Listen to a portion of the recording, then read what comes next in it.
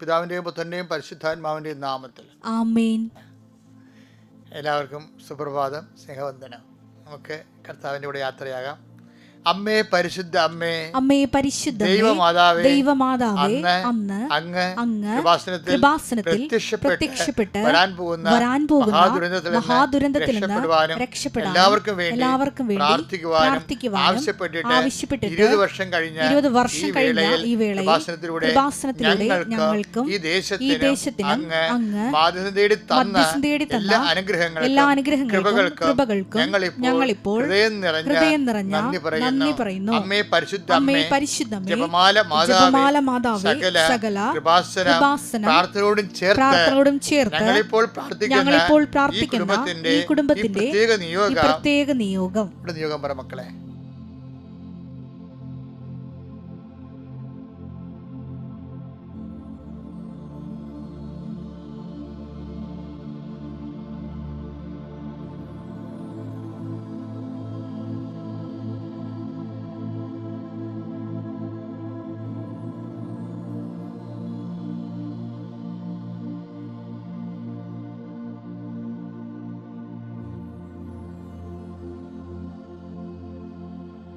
അമ്മയുടെ പ്രത്യക്ഷീകരണത്തിന്റെ ഈ ദ്വാദശക വേളയിൽ ഞങ്ങൾക്ക് സാധിച്ചു തരുവാൻ കനിയണമേ.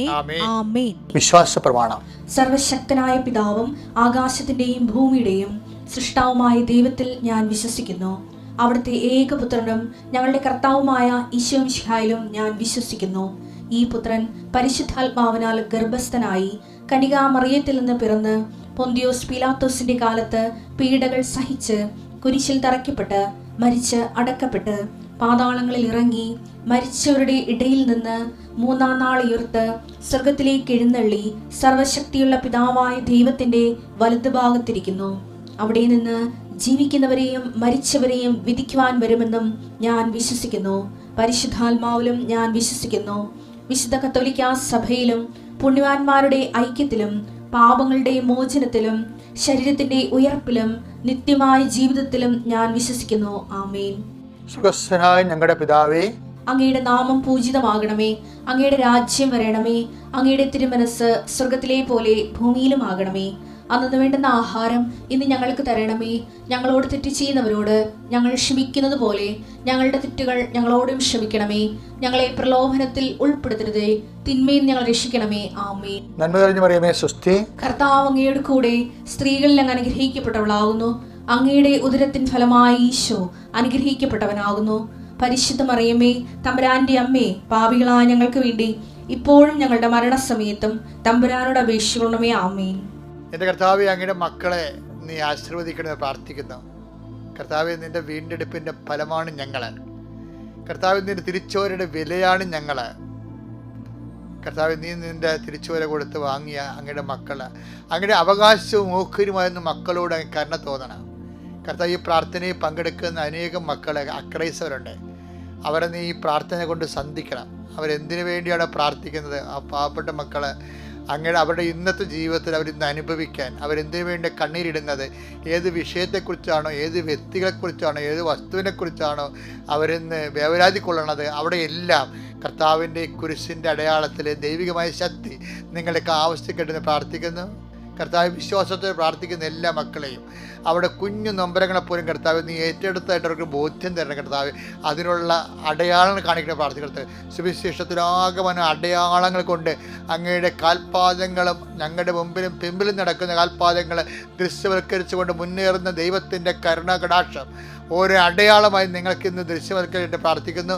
കർത്താവ്, ഉടമ്പടി സാക്ഷ്യം പറയുമ്പോൾ ഓരോ മക്കളും പറയും, കർത്താവെ ഒരു അടയാളം കാണിക്കണമേ.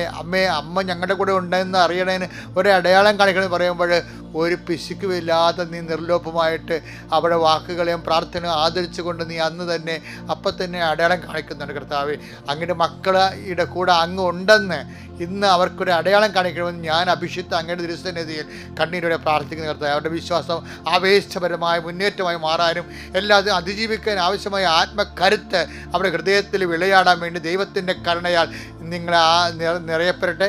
എൻ്റെ കർത്താവിന് വിരുദ്ധമായ നാമത്തിൽ സഭയുടെ അധികാരത്തിൽ കുരിശിൻ്റെ അടയാളത്തിൽ നിങ്ങളുടെ എല്ലാ ജീവിത അവസ്ഥകളും, എന്ത് വിഷയത്തെക്കുറിച്ചാണ് നിങ്ങൾ ഭാരപ്പെടുന്നത്, എന്ത് വിഷയത്തെക്കുറിച്ചാണ് നിങ്ങൾക്ക് പ്രത്യേകത നഷ്ടപ്പെട്ടിരിക്കുന്നത്, നിങ്ങൾ തന്നെ ഉപേക്ഷ വിഷയമാകാം. ആ വിഷയം കർത്താവ് അഹ്റോൻ്റെ ഉണക്ക കമ്പുകൾ എങ്ങനെയാണോ പച്ച പിടിച്ച് വന്നത് അതുപോലെ നിങ്ങളുടെ പ്രത്യാശകൾ പൂരട്ടെ എന്ന് യേശു ക്രിസ്തുവിൻ്റെ നാമത്തിലും വചനത്തിലും അടിസ്ഥാനപ്പെടുത്തിക്കൊണ്ട് അടിയം പ്രാർത്ഥിക്കുന്നു. എൻ്റെ കർത്താവിനുമായ നാമത്തിൽ കുഞ്ഞു മക്കളെ ഓർത്തും പൊടിക്കുഞ്ഞുങ്ങളെ ഓർത്തും വേവലാതി കൊള്ളുന്ന മാതാപിതാക്കന്മാർ, അവിടെ രോഗങ്ങൾ, അവർ സംസാരിക്കാത്ത അവസ്ഥകൾ, അവർ കണ്ണുകാണാത്ത അവസ്ഥകൾ, കുഞ്ഞുമക്കളുടെ ഹൃദയത്തിൻ്റെ ദൂരങ്ങൾ, ഇങ്ങനെ വിവിധങ്ങളായ കുഞ്ഞുങ്ങളുമായിട്ട് മരുന്നും കൈമായിട്ട് നടക്കുന്ന ഒത്തിരി വേവലാതി, തങ്ങളുടെ ജീവിതം തന്നെ തീർന്നല്ലോ എന്ന് വിചാരിച്ചുകൊണ്ട്, തങ്ങളുടെ സന്തോഷം തന്നെ പോയല്ലോ എന്ന് വിചാരിച്ചുകൊണ്ട് മക്കൾ ഓർത്ത് നൊമ്പരപ്പെടുന്ന മക്കളുണ്ട്. അതുപോലെ മക്കളില്ലാത്ത ദമ്പതികളുണ്ട്. എൻ്റെ കർത്താവേ, അവരെ എല്ലാവരും നീ ആശീർവദിക്കണമെന്ന് പ്രാർത്ഥിക്കുന്നു. ഇന്നത്തെ ദിവസം കർത്താവേ, നീ അവർക്ക് ദാനവും വാഗ്ദാനവുമായി നൽകിയിട്ടുള്ള എല്ലാ വാഗ്ദാനങ്ങളെയും കർത്താവേ ഞങ്ങൾ അനുസ്മരിച്ചുകൊണ്ട് പ്രാർത്ഥിക്കണം. ആത്മാവിനാൽ മക്കളെ അഭിഷേകം ചെയ്യണമെന്ന് പ്രാർത്ഥിക്കുന്നു. എൻ്റെ കർത്താവിൻ്റെ ഉന്നതമായ നാമത്തിലെ സഭയുടെ അധികാരത്തിൽ എന്തിനെക്കുറിച്ചാണോ, ആരെക്കുറിച്ചാണോ, ഏതിനെക്കുറിച്ചാണോ, എന്ത് വേവലാദ്യം മക്കൾ അനുഭവിക്കുന്നുണ്ടോ ആ മേഖലകളിലെ ദൈവക്കരുത്ത് നിങ്ങൾക്ക് അഭിഷേകമായി ലഭിക്കട്ടെ. നിങ്ങൾ ചാടി എഴുന്നേറ്റ് കർത്താവ് സ്വന്തം കാലം നിൽക്കുകയും നിങ്ങളുടെ മുന്നേറ്റത്തിന് വേണ്ടി കർത്താവിൻ്റെ കൂടെ നിങ്ങൾ സഞ്ചരിക്കാൻ ഇടയാകുകയും ചെയ്യട്ടെ. കർത്താവ് വലിയ വലിയ സാക്ഷ്യങ്ങൾ പറയാൻ, ഒത്തിരി ദൈവത്തെ മഹത്വപ്പെടുത്തിക്കൊണ്ട് ജീവിക്കാൻ അങ്ങനെ മക്കളെ യേശുവിൻ്റെ ഉന്നതമായ നാമത്തിലെ സഭയുടെ അധികാരത്തിൽ കുരിശിൻ്റെ അടയാളത്തിൽ നിങ്ങളുടെ ഇന്നത്തെ ദിവസത്തെ യേശുവിൻ്റെ നാമത്തെ ആശീർവദിക്കുന്നു. നിങ്ങളുടെ ഇന്നത്തെ ഉദ്യമങ്ങളെ യേശുവിൻ്റെ നാമത്തെ ആശീർവദിക്കുന്നു. നിങ്ങളുടെ ഇന്നത്തെ യാത്രകളെ യേശുവിൻ്റെ നാമത്തെ ആശീർവദിക്കുന്നു. നിങ്ങളുടെ ഇന്നത്തെ സംസാരങ്ങളെ, ചിന്തകളെ, തീരുമാനങ്ങളെ, ചർച്ചകളെ യേശുവിൻ്റെ നാമത്തെ ആശീർവദിക്കുന്നു. നിങ്ങൾ ഉപയോഗിക്കുന്ന വാക്കുകൾ, യാത്ര ചെയ്യുന്ന വഴികൾ, തിരിച്ചു വരുന്ന വഴികൾ, ഉപയോഗിക്കുന്ന വാഹനങ്ങൾ എല്ലാം കർത്താവ് അനുഗ്രഹിക്കട്ടെ. നിത്യപിതാവും പുത്രനും പരിശുദ്ധാത്മാവുമായ സർവ്വീശ്വരൻ നീക്കും. ആമേൻ. എൻ്റെ പ്രിയപ്പെട്ടവരെ, നമ്മളിന്ന് വായിക്കാൻ പോകുന്ന സുവിശേഷം, അതായത് ഇപ്പോൾ കർത്താവിൻ്റെ സഭയുടെ വളർച്ചാക്കാലമാണിത്. ലത്തീൻ സഭകളിലെ പള്ളികളിലെല്ലാം അച്ഛന്മാർ പച്ച ഉടുപ്പിട്ട് കുർബാനകൾ കണ്ടിട്ടില്ലേ? അതെന്താ ഉദ്ദേശിക്കുന്നത്? ആഗമനകാലം കഴിഞ്ഞ് തിരുപ്പിറവിക്കാലം വന്നു. പ്രത്യക്ഷീണ തിരുനാളും കഴിഞ്ഞ് കർത്താവിന് ജ്ഞാനസ്ഥാനത്തിൽ വെച്ച് തിരുപ്പിറവിക്കാലം അവസാനിച്ചു. പിന്നീട് വന്നത് ആണ്ടുവട്ടത്തിലെ ഓർഡിനറി ദിവസങ്ങളാണ്. അതെല്ലാം സഭ വളർച്ചക്കാലമാണ്. അപ്പം സഭ വളരുമ്പോൾ നിങ്ങൾ ഇതുപോലെ ആത്മാവിൽ വളരണം. സഭ വളർച്ചയുടെ ഒരു സമയമാണ്. കർത്താവാണെങ്കിൽ തന്നെ ജ്ഞാനസ്ഥാനം കഴിഞ്ഞിട്ട് ഈശോ എന്താ പറയണത്? At hand, the kingdom of God is at hand. That means repent എന്നല്ല പറയണത്. ടേക്ക് ദ ബെഡ് ഫോർ 1:15 മർക്കോസ്. അവൻ പറഞ്ഞു സമയം പൂർത്തിയായി, സമയം പൂർത്തിയായി, ദൈവരാജ്യം സമീപിച്ചിരിക്കുന്നു, അനുദപിച്ച് സുവിശേഷത്തിൽ വിശ്വസിക്കുവിൻ. എന്താ സംഭവിച്ചാലേ, അതായത് ഇത്രയും നാള് ദൈവരാജ്യം എന്ന സംഭവം നമ്മളുടെ കൺവട്ടത്ത് പോലും ഇല്ല. ചൊവ്വാഗ്രഹവും നെപ്റ്റ്യൂൺ ഗ്രഹം പ്ലൂട്ടോ ഗ്രഹം പോലും അങ്ങ് ദൈവരാജ്യം അനന്ത വിദൂരതയിലായിരുന്നു, കണ്ടുപിടിക്കത്തില്ലായിരുന്നു. ഇപ്പം മനുഷ്യാവതാരത്തിലൂടെ കർത്താവ് വന്നപ്പോൾ എന്താ പറഞ്ഞത്? Now it's time is fulfilled. ഇപ്പോൾ സമയം പൂർത്തിയായി, ദൈവരാജ്യം തൊടാവുന്ന അവസ്ഥയിലായെന്ന്. ദാറ്റ് മീൻസ് ഇതൊരു അവസരമാണ്. നിങ്ങളിപ്പോൾ ഇതിനകത്ത് നിക്ഷേപിക്കണം. ഇതാണ് അവസരം. ഈ അവസരം കളയരുത്. എന്താണ് അവസരം കളയാതിരിക്കാനുള്ള? റിപ്പന്റ് വെച്ചാൽ പശ്ചാത്തപിക്കണമെന്ന്. പശ്ചാത്തപിക്കണം. എപ്പോഴും നിങ്ങൾ പശ്ചാത്താപം കേൾക്കുമ്പോൾ നിങ്ങളുടെ പാപം എന്ന് പറയുന്നത് വായിക്കരുത്. പശ്ചാത്താപം പാപമല്ല, പാപത്തെക്കുറിച്ചുമല്ല പലപ്പോഴും പശ്ചാത്താപം വരണത്. ദൈവസ്നേഹം നിറയുമ്പോൾ ഒരു വ്യക്തിക്കുണ്ടാകുന്ന ആന്തരിക സങ്കടങ്ങളാണ്. എന്താണ്? ഇത്രയും സ്നേഹിച്ച എൻ്റെ കർത്താവിനെ, ഇത്രയും സ്നേഹമായ കർത്താവിനെ ഞാൻ അറിയാൻ താമസിച്ചു പോയല്ലോ. അതാണ് ഞാൻ അതിനുവേണ്ടി, ആ വചനത്തിന് വേണ്ടി ജീവിക്കാൻ കഴിഞ്ഞില്ലല്ലോ. ഉപേക്ഷ എന്ന പാപം ഉണ്ടായല്ലോ എന്നാണ്. ഉപേക്ഷയാണ് ഏറ്റവും വലിയ പാവമേ. അപ്പം അതുകൊണ്ടാണ് പശ്ചാത്താപവും. അപ്പം നമുക്ക് എന്തായാലും പാപം എന്ത് സംഭവമാണെന്ന് പറഞ്ഞാലും ശരി, പശ്ചാത്താപം കൊണ്ട് ഇതെല്ലാം. ഇപ്പോൾ 1 യോഹന്നാൻ 1:7 പറയുന്നത് എന്താ പറയണത്?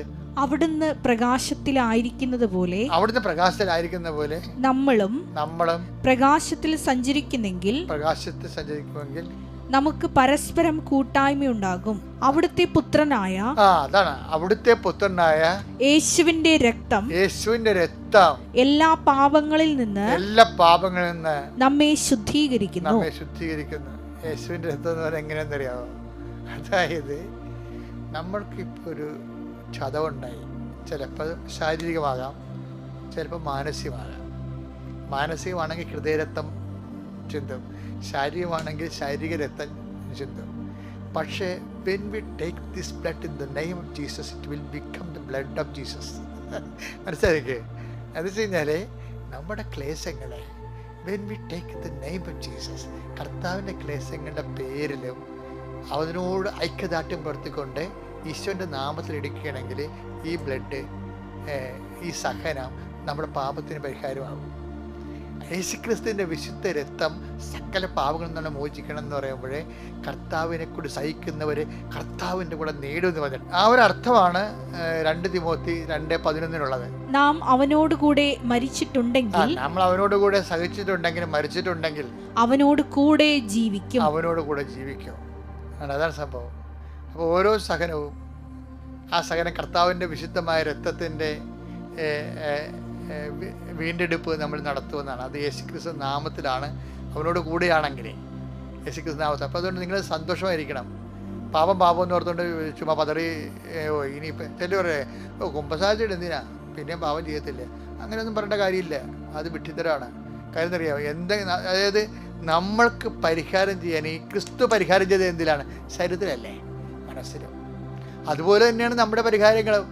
ഈ ശരീരവും മനസ്സും ഉണ്ടെങ്കിൽ അതിന് സന്തോഷം ഉണ്ടാവുന്ന പോലെ അത് നമുക്ക് ക്ലേശം ഉണ്ടാവും. അപ്പോൾ ക്ലേശമുള്ള സമയത്ത് ഭയങ്കരമായൊരു ഹാർവസ്റ്റിംഗ് ടൈമാണ്. എന്താ കാര്യം എന്നറിയാമോ? ആ ക്ലേശകാലത്ത് നമ്മൾ കർത്താവിൻ്റെ നാമത്തിലാക്കി കളയണം. എന്നിട്ട് നിങ്ങളുടെ പാപത്തിന് പരിഹാരത്തോടെ കാഴ്ചവെക്കണം. അപ്പോൾ എന്നാ പറ്റും? അതൊരു പരിഹാരം തന്നെയായിട്ട് മാറും. അപ്പോൾ നിങ്ങൾ വിശുദ്ധിയിലേക്ക് വരും. അപ്പോൾ വിശുദ്ധി എളുപ്പമാണെന്ന് എൻ്റെ അർത്ഥം. ദ കിങ്ഡം ഓഫ് ഹാർട്ട്, അതായത് ഈശോ എന്താ പറഞ്ഞത്? പശ്ചാത്തപിക്കുവേൻ. എന്താണ്? ദൈവരാജ്യം സമീപിച്ചിരിക്കുന്നു. ദൈവം നമ്മുടെ ജീവിതത്തെ ഏറ്റെടുക്കണമാണ് ദൈവരാജ്യം എന്ന് പറയുന്നത്. ദൈവരാജ്യം എന്ന് പറയുന്നത് എന്താണ്? ദൈവം നമ്മളെ ഏറ്റെടുക്കും എല്ലാ മേഖലകളിലും. അപ്പോൾ ദൈവരാജ്യമായി. അപ്പോൾ നീ ചെറുതായിട്ടൊന്ന് നീ ഒന്ന് ദൈവസ്നേഹം തന്നെ പശ്ചാത്തപിച്ചാൽ മതി. ദൈവം നിന്നെ ഏറ്റെടുക്കാൻ പോകണമെന്ന് ഈശോ പറഞ്ഞത്. ഭയങ്കര വർത്തമാനത്തിലാണ് പറഞ്ഞതേ ഉള്ളൂ. പക്ഷേ സിമ്പിളായിട്ട് അത്രേ ഉള്ള കാര്യം. എന്താ കാര്യം? ദൈവം നിന്നെ ഏറ്റെടുക്കാൻ പോകുന്നു. നീ പശ്ചാത്തപിക്കുക. ദൈവരാജ്യം നിൻ്റെ വേൽത്തുമ്പിലാണ്, അറ്റത്താണ്, നിനക്ക് തൊടാവുന്ന രീതിയിലാണ്. ഇപ്പം ഇത്ര അടുത്ത് വന്നിരിക്കുകയാണ്. ഇപ്പോൾ ഒരു നല്ല കാലം, വളർച്ചക്കാലമാണ്. അപ്പോൾ അത് നമ്മളുടെ നിലവിലുള്ള, എനിക്ക് പലപ്പോഴും തോന്നിയിട്ടുള്ളത് എന്താണെന്ന് അറിയാമോ? നമ്മുടെ സന്തോഷത്തെക്കാൾ നല്ലത്, വില ഉള്ളത്, മൂല്യവത്തായിരിക്കുന്ന സങ്കടങ്ങളാണ്. When we take the name of Jesus Christ, കർത്താവിൻ്റെ നാമത്തിൽ നമ്മൾ എടുക്കാനുള്ള വിശ്വാസവും ദൈവസ്നേഹവും പ്രത്യാശയും ഉണ്ടായാൽ മതി. അതുണ്ടാവണം. അതങ്ങനെ ഈ സഭാ വളർച്ചക്കാലല്ലേ ഇത്. ഇപ്പോൾ വളരണം അങ്ങനെയാണ്. വിശ്വാസത്തിൽ വളരണം, പ്രത്യാശ വളരണം, ദൈവസ്നേഹത്തിൽ വളരണം. വളർന്ന് നമ്മുടെ ജീവിതത്തിലേക്ക് ഈടാക്കണം. Okay, thank you.